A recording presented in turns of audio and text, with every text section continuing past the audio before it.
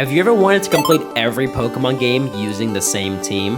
That's what I aim to do in this Pokemon Generation Nuzlocke, where only the surviving team members from the previous game get to have their chance to shine on the big screen. Of course, this also includes some additional rules that I've listed below.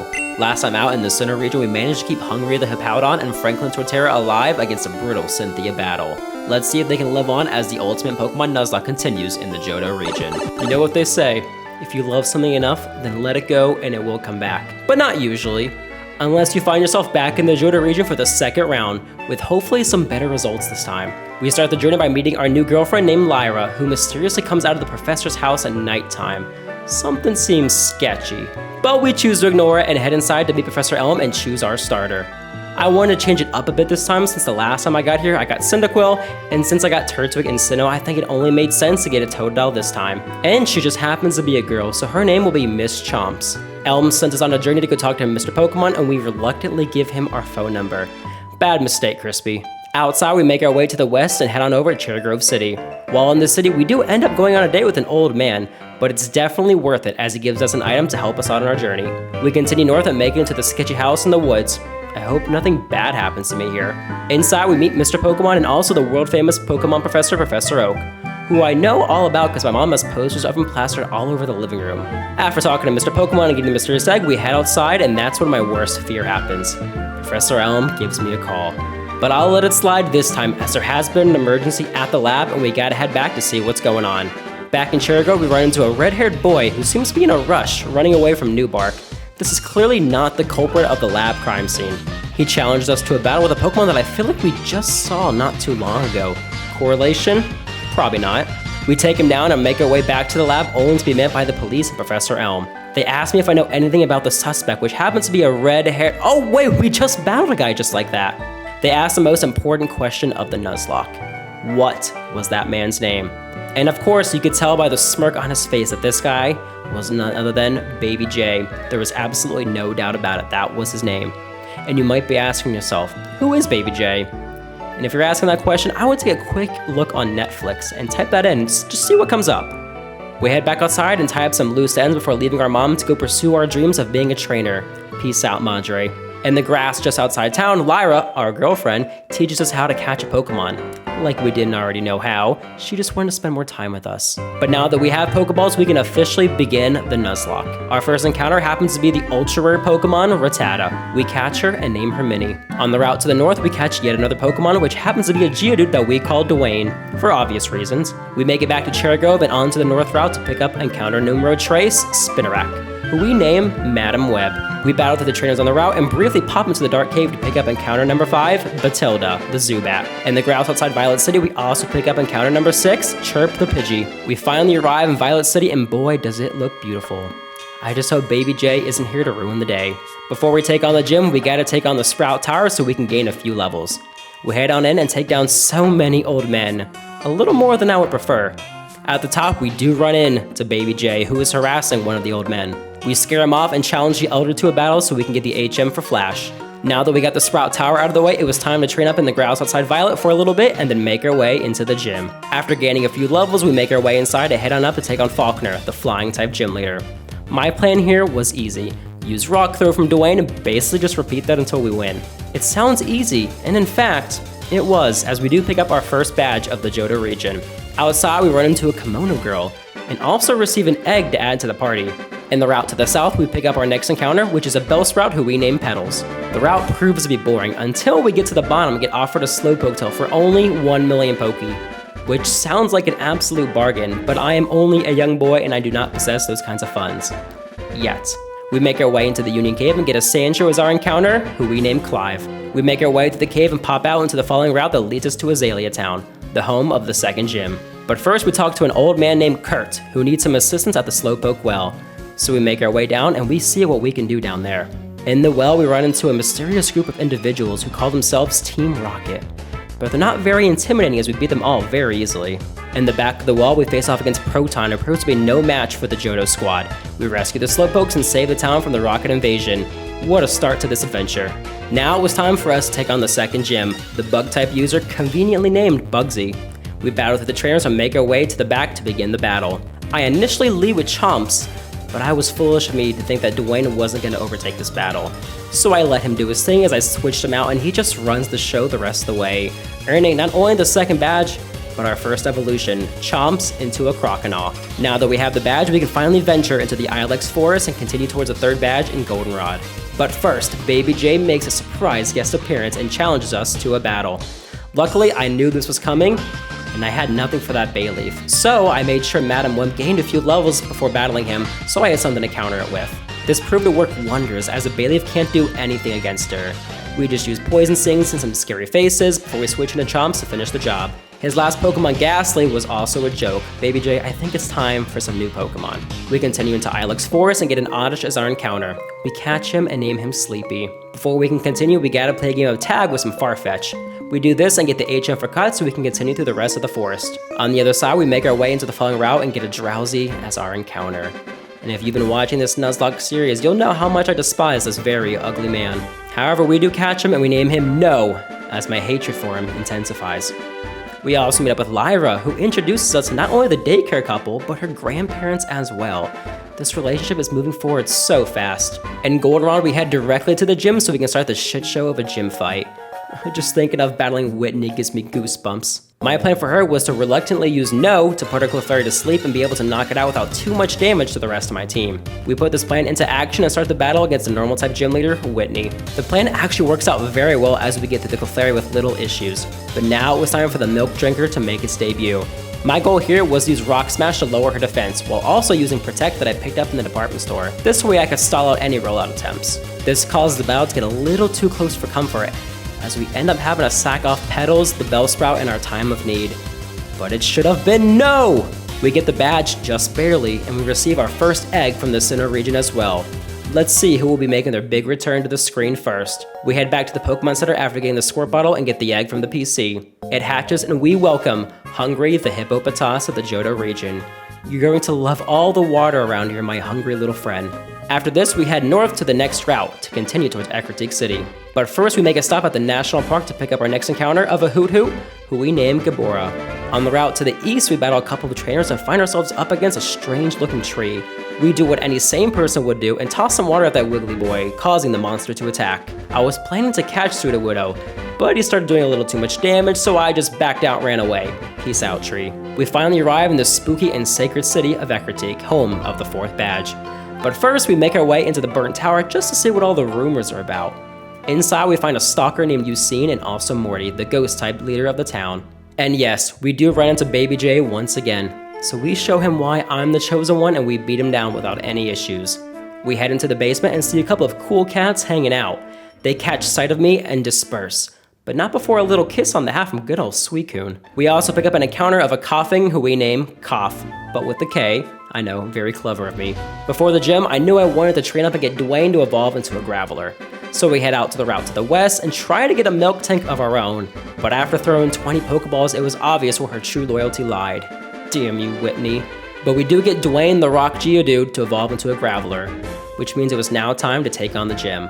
But first, we actually head back to Goldenrod to meet up with a man named Bill, so he can give us a gift, which ends up being an Eevee who we name Klondike. Comment below which evolution you'll think I'll choose this time. We head back to Ecruteak and take on all the trainers using Chomps and Hungry before meeting up with Morty. We try leading with Hungry, but it was pretty obvious from the beginning that this is Dwayne's chance to shine. So we switch in and just let him do his thing, taking down the Gengar with only a couple of Rock Blasts. The rest of his team proves to be very easy as well, as we use Chomps a little bit so we can get in on the action as well. We do this and take down Morty, receiving our 4th badge and also our last egg from Sinnoh, which we all know who it is. We head back to the PC and bring out our egg, and out comes Franklin the Turtwig to make his Johto debut. Now that we got the 4th badge and our team is coming along nicely, it was time to head towards Olivine so we can continue our journey. We battle through the trainers on the route and get a glimpse of a milk tank farm, who I can only assume is run by the supreme overlord of all things dairy and Johto, Whitney.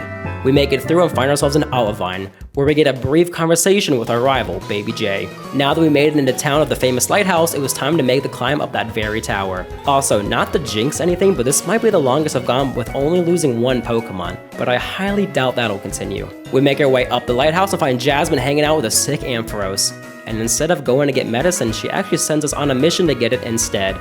Don't worry, Ampharos, we will take care of you. We head towards the southwest and hop on our Chomp so we can make our way to the next badge, as well as get the secret medicine that Jasmine refuses to get for poor old Amphi. Once we arrive in Cyanwood, we take some time to venture around the World Islands to get our team up a few levels, as my current team really isn't the best suited for a fighting type gym leader. After a little bit of training, we arrive safely back in Cyanwood and make our way into the gym. The gym has had a complete rehaul from the original game, as most gyms have had in this remake. We do find ourselves in a bit of trouble with the trainers, but it's nothing too serious. As long as we play our cards right, we should be able to beat Chuck with only slight issues. Before we continued, I actually trained up a little bit more and got Chomps to evolve into a Feraligatr. Now she was at full strength. Kinda like Luffy had when he was fighting Doflamingo. And we all know how that turned out. We make our way to Chuck and begin the gym battle. I'm a little nervous for this one, but I know my team has got my back. We lead with Dwayne and get the battle started and just keep going from magnitude after magnitude. We do get extremely unlucky as our magnitude ends up missing just as we're about to take out the Primeape, and then he ends up getting a focus punch off and knocking out Dwayne the Rock Graveler. Rest in peace. We bring in Hungry to finish him off though, and now it was time for the Poliwrath. We bring in Franklin, try our best to set up, but we end up getting put to sleep, which really puts us in a bad position. Out comes Madam Web to get the poison off on the Poliwrath, but his large body proves to be too much as he slams us into an early grave. Goodbye, Madam Web, we hardly used thee. Out comes Chomps, and my goal was to use Headbutts to flinch and get the effects from the poison to carry me through the rest of the battle. This does end up working to perfection as we take down the Poliwrath with only 2 deaths to our team. You may now rest in peace, my friends. After defeating Chuck, we head out of the gym and receive the HM for Fly. Now we can go anywhere at the blink of an eye. We also receive the medicine that Jasmine refuses to grab. We bring it back to Olivine and DoorDash that medicine right to the top of the tower. The Ampharos begins to feel better and Jasmine is praised for her heroics. But we all know who the real hero is. After this, we can finally take on the next gym and the Steel type user, Jasmine. And I definitely was not worried about this as my team is very well built for Steel or Fire types. We take out the Magnemites and the Giant Steelix and receive the next badge. Now with all the Olivine shenanigans out of the way, we can finally venture over to Mahogany, the home of the 7th gym, Price, the Ice type user. Before we do this though, we actually stop in a couple of places to pick up a few extra encounters. We get a Poliwag in Violet City, and we get a Chinchou in New Bark Town. The Poliwag is named Paul, and the Chinchou is named Bulbs. After receiving our new teammates, we finally arrive at the 7th gym.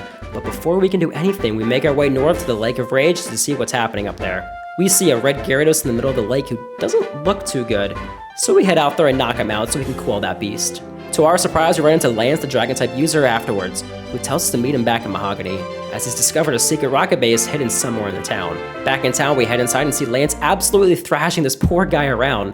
Kinda gives me criminal vibes, but we'll let it slide this time, Lance. He reveals the opening of the base and we make our way downstairs. Once downstairs, we have quite a number of grunts to get through, but once we finish them all up, we find ourselves on the next floor looking for some passwords so we can shut this place down. We battle a few trainers and receive the passwords before making our way up to the director's room. We beat down the man in charge and find a Murkrow who happens to know the password and can mimic it perfectly. While battling these trainers, we actually get Eevee to finally evolve into an Umbreon. It's about time. We head back to the main room and we face off in a battle before entering into the room with the power source, charged by 6 different Electrode. We defeat them and then split up to take on all the Electrodes, officially shutting down the power source once and for all. Back outside, we heal up before heading into the 7th gym so we can take on Price. We battle through his trainers and get through the puzzles as we find ourselves face to face with the old man himself. The plan here was to use Lantern as much as possible and just see where that got us. He does make the pro play and switch into Piloswine, which prompts me to switch attacks and go for some water guns before bringing in Franklin. Although we don't keep him in very long as we bring out Miss Chomps to take care of the Piloswine. Last up was the Dugong, but we stick with Chomps and let her roll and just take control of the battle. After getting some damage off, we finally bring out Klondike to finish the show for the seal with a couple of Shadow Balls. In the end, Price proves to be pretty easy as we take out his whole team without losing any team members. As we get the 7th badge, we make our way outside to receive a call from our best friend, you guessed it, Professor Elm, telling us to go back to Goldenrod City as our radio waves have been mysteriously taken over.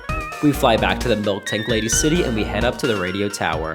Of course, we're not a rocket grunt, so we can't make our way up there quite yet. So we head into the underground passage and do a little Team Rocket cosplay so we can trick those grunts. Of course, that doesn't last very long as Baby J reveals our true identity, making us have to battle through all of the grunts in the entire building. Damn you, Baby J. Although this isn't too bad as it does give us a chance to get Franklin to evolve into a Torterra, finally reaching his full potential. We find ourselves at the top and take on Executive Petrol. He proves to be weak just like the rest of the grunts were, and we get a keycard for the underground, giving us more access to the hideout. We make our way to the underground once again, but this time we have to face off against Baby J so he can prove his manliness to us. We lead with Hungry and we get the battle started. And I wish I could say there was some drama in this battle, but this battle was honestly over before it even began. We make it through and continue through the hideout. A few trainers later, we finally get Hungry to evolve into a Hippowdon. Now the whole team was fully evolved. Unless someone dies, and maybe not so much, but let's not put that bad mojo in the world quite yet. We make it through and get the final keycard so we can get to the final floor of the radio tower. We make it to the top and fight off against Executive Archer. We lead with bulbs and rotate through our team for an easy victory. It was official. We had finally saved Goldenrod City. With all the rocket stuff out of the way, we can now continue to the Ice Path in Blackthorn City, the home of the 8th and final badge. In the Ice Path, we actually pick up a Jinx as our next encounter, who might not be a bad idea for Mr. Lance pretty soon. We name her Rhythm and continue on to Blackthorn City. Once in Blackthorn, I knew some work had to be done with this team, but first we head to the south route and pick up a familiar face in a Gligar. We catch him and name him Fangs as he joins the others in the BC boxes. We also head back to Azalea to pick up an encounter from one of the headbutt trees as we get an Apom to add to the squad. We catch her and name her Longtail. We spend a bit of time grinding and then make our way into the last gym. We battle with the trainers who were honestly a bit tough here as we were still trying to train up Longtail. But we make it through all the trainers and do a little bit more training outside in the wilds before officially challenging Claire, the Dragon-type gym leader. But now it was time, as we lead with Bulb to take out the Gyarados with a couple of Sparks. Next was the Dragonair, who we let Hungry take care of her with a couple of Earthquakes. And then it was the Kingdra, as I switch into a Terra to get the Leech Seed off to start the battle. With that set up, I can now bring in Bulbs to absorb some of the damage from the Kingdra while the Leech Seed continues to heal up my team. Back in comes Franklin, and we get a couple of EQs off before making the switch back into Chomps. She delivers a Hyper Beam to the Gator Face, but we end up surviving and taking her out. Last was the Dragonair, and I wasn't too worried about this now that the Kingdra was finally gone. We use Klondike after Hungry puts her to sleep and just Shadow Ball a couple of times to finish off the fight. We win and get the final badge. Now it was almost time for the Pokemon League. Before we get the badge though, we gotta go pop into the Dragon's Den and answer a couple of survey questions to receive our badge and a complimentary Dratini. While down here, we get Longtail to evolve into an Ambipom. We head back to Newbark Town and are given a Master Ball before we head back to Ecruteak so we can ascend the tower where a legendary Pokemon is said to be waiting for us. We don't spend too much time doing this as we do get a few items for our efforts for at least going up the tower. And we do get to see a cool cutscene, but that's really about it since I don't ever plan to use legendaries in these runs. But now it was officially time to head to the Pokemon League. We fly back to Newbark Town and we don't even say hello to our mom as we literally walk right past her window and surf into the new world, also known as Kanto. I didn't plan to catch any new Pokemon or add anyone new to the team, so my goal was really just to get a few more levels as I make my way through this final route and on to Victory Road. With Longtail by my side and giving me constant reassurances, I knew we could make it without losing any Pokemon. We make it to the end and meet up with Baby J one last time, who has got wind that I own an Ambipom and was quite jealous of her long tails. I show him just exactly how powerful our new ally is, and we take out his entire team in just a couple of minutes. No deaths mean we're finally ready for the Elite Four. But maybe a little bit of grinding will be necessary before we actually challenge them. So we do some training and teach our friends some new moves, but now it was time for the real challenge. We grab some potions so we can use them between battles, but with all that out of the way, it was finally time to start the Elite Four challenge. We make our way into the first room and take on the Psychic-type user, Will. Will shouldn't be too hard since I have Klondike with me and he resists basically anything he can throw at me. We take out the Xatu easily, and out comes the Executor. We switch into Longtail, who uses Aerial Ace and U-turn to take him down. Next was the Jinx against Klondike, where he barely wins a battle of Sleep and Ice Punches to the face. Next was Slowbro, which is easily taken out with Bulbs. And last was the other Xatu, who Bulbs also takes out with some discharges. And that takes care of Will. Now it was on to Koga, who fancies the poison types. Leading with Longtail was a strategy here so we can quickly take out the Ariados. For the incoming foragers, I brought in Hungry to chomp away at him and feed that hungry hippo. Next up was Venomoth, where I decided to bring in Bulbs with the initial damage before switching into Chomps to finish him off. Muck was up next, and Hungry absolutely tramples over him for an easy knockout. Last up was the Crobat, who gets Thunder Fang from Hungry to finish the battle. Now that Koga was defeated, it was time to move on to Bruno. And yes, we do talk about Bruno here. Longtail was going to be my ace here with his Aerial Aces. Wink wink. We lead with him and take out the Hitmontop.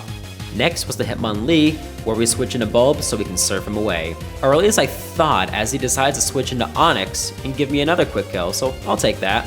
Machamp was next, and Franklin decided to lead the charge with a Leech Seed before bringing in Hungry to finish it off, the Forearm Freak. Hitmonchan comes out and we take him out using Queen Chomps. Last was that Hitmonlee from earlier. We deliver the final blow, leaving us with a victory. With Bruno down, it was time to take on Karen, the user of the spooky Pokemon.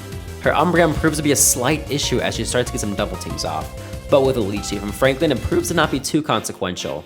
Gengar was next, and Klondike takes her out with a couple of Dark Pulses. It was Houndoom's turn next, and we use Chomps for a quick knockout before the Vileplume makes its appearance. We send in Hungry to do the dirty work, and she makes no mistake. A couple of crunches later, and it was time for Murkrow, her final Pokemon. A few Thunderfangs later, and she was defeated.